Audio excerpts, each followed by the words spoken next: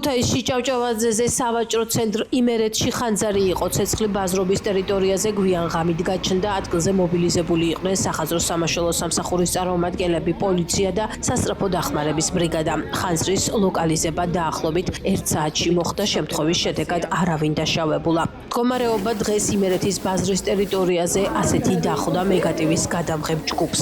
როგორც ადგილზე გვითხრეს, დაზარალდა 20-მდე სავაჭრო დახლის მფლობელი. თუ რამ გამოიწვია ხანძარი, ჯერ უცნობია. მიმდინარეობს გამოძიება.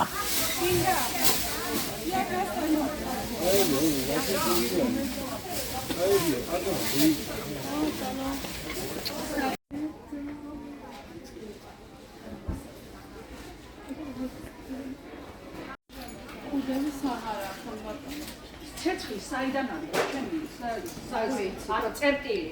აი ეს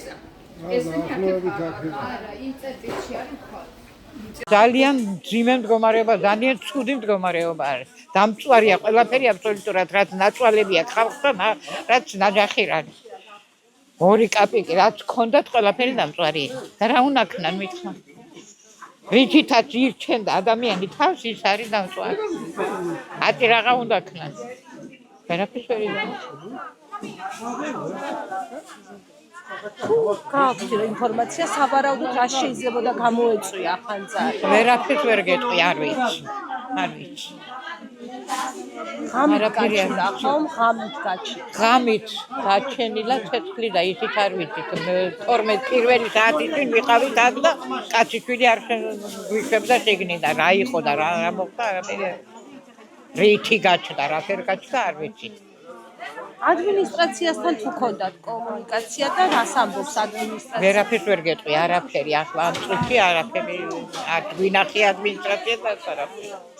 ლიანად ახლა ეს ასე რაც არის ამ რეაქცი, აგერ ამ ის რეაგი.